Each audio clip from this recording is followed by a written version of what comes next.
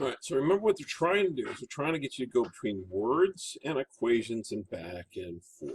Also remember they almost always stated as two students or us students having a bad day and they're making stuff up. Okay, so here we go. We've got this circuit system here.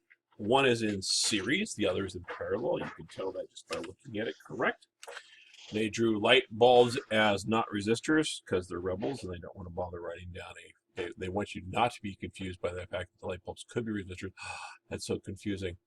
And then it says, student 1 predicts the bulbs will be brighter in the series arrangement, while student 2 disagrees, predicts the bulbs will be brighter in their parallel arrangement.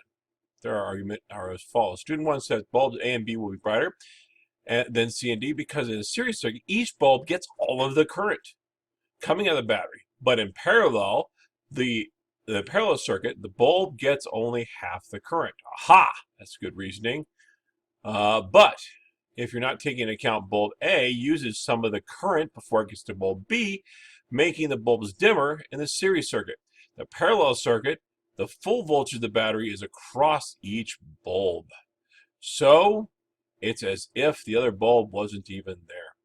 Okay, so you're not to argue with the students. You're to try to find what little bits of that's right. 1A, for part A, determine whether the student's predictions are correct and incorrect. Do not simply repeat the student's arguments as your answers. 1. I, which aspects of the student's one's reasoning, if any, are correct? Well, his reasoning is that the current is the same for A and B. That's correct. Absolutely correct. And, in fact, that the current for C and D would each be half of the total current. Both of those are absolutely correct. Right? That's good reasoning. 2, what aspects of student 1's reasoning, if any, are incorrect? Explain your answer. Aha! Well, what's incorrect, first of all, is that in a parallel system, you get the full voltage across each one, whereas you only have partial voltage drops across here. So the total current coming out of the battery is going to be basically set up in the following way. It's going to be V equals I2R, right?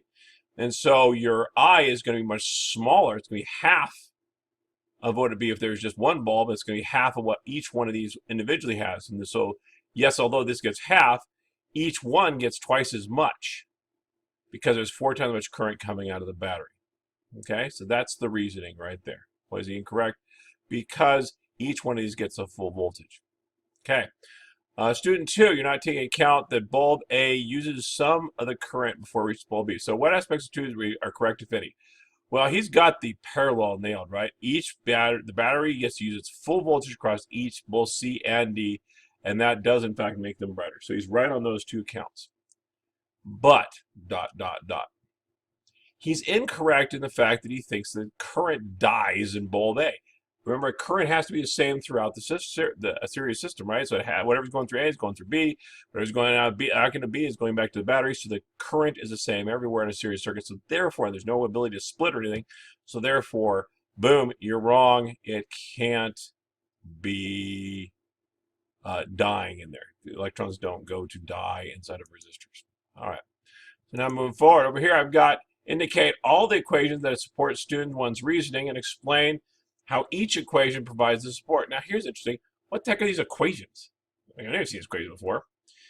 Look at them carefully. It says, well, in a series arrangement, the current of a series is equal to the current in A and the current B. So current A, current B, and the current of the whole entire circuit is the same. Oh, well, that makes sense. Okay. So that's actually what student 1 says, right? The current's going to be the same throughout. So equation 1 does, because he states the current's the same throughout. It's the same A, B, and coming out of the battery. He also, by the way, states equation 3 is correct, right? Because he says C and D add up to the current coming out of the battery, right? He says half goes through each. So he's saying that when it splits, right along the top here, when it splits, some goes this way, some goes that way. So he's correct. Whatever goes through C plus whatever goes through D is what's coming out of the battery. So he's correct. The current for the whole system is that way. He doesn't even mention voltage, so if you went with voltage, you probably are going to earn the oops prize. Okay, so let's talk about 2. Indicate all the equations that support student 2's reasoning and explain how it's supposed to work. So, well, obviously equation 1 and 3 were student 1, so I should be looking at equation 2 and equation 4. I look at equation 2 and go, what the f is that? Sorry. I look at it, equation 2 is V equals IR, where R is total, right? I total, R total. So voltage total is equal to I total times what's the resistance total? Resistance total for a series arrangement is R of A plus R of B, right? If you distribute, look what you get. You get voltage is equal to IT of RA plus IT of RB. So basically, this equation is a really convoluted way to say V equals IR for a series circuit. And then you look over here and you go, this is even worse. If I move the V to the other side, this is literally V equals IR. What it does say, though, it's kind of interesting, is it says the voltage can be used both for the first one and the second one completely. So what does he say? He says, indeed, he says, I would say that it's that number 4 is correct. He uses number 4, equation number 4, because in equation number 4, he says that the voltage drop across across C and D are the same, right? So this equation implies that V is equal to the current times resistance of the first one, or the current times resistance of the second one. So you get to use a voltage in each one, and that is why equation 4. Interestingly, the key says equation 2 also supports his argument, but only because it's so wrong the way he uses it here that they didn't give you a point for that, even if you chose it.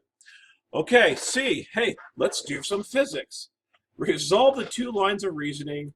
2 circuits include which arrangement would be held at a brighter bulbs. Use the equations above. I would not use the equations above, and any other equation, that's what I would use. Okay, so let's go ahead and do this. So we note in the first system, I've got V equals I times 2R, agreed? And so I would get that I equals V over 2R for the first system. I would say power is where I can tell how bright they are. After all, your bulbs are brighter when you have higher power. That's V over 2R squared, P, right, because P equals IR, I squared R. And so that, and then I could simplify this to be V squared over 4, and there's to be an R on the bottom. That makes sense? That's our power. Okay, so let's look at the other one. The other one, each one has their own thing. So a bulb here would just be V equals IR. Okay, so V equals IR. So voltage is going to be the same, each one. So I'm just going to end up with I equals V over R, right? Because you get to use the whole voltage, right? So P equals I squared R. So power equals I, which is V over R squared times R. And I get V squared over R. Okay, so those are my 2 choices. Which one's going to be brighter? This one's going to be brighter because it's got voltage squared over R. This one's got a 4 thrown in there, right? So it's 1/4 as bright. And that's how you do this problem. That's how these problems are done. Okay? All right. Great risk of overthinking these problems. Great risk of arguing with a person like that. Can't be right. Well, they got something right because they said, find something that's right. Okay, fine. I will find one thing that makes the argument right. Notice the wonky equations. Why are they picking wonky equations? Because they want you to think. What is it they've done to you? Okay?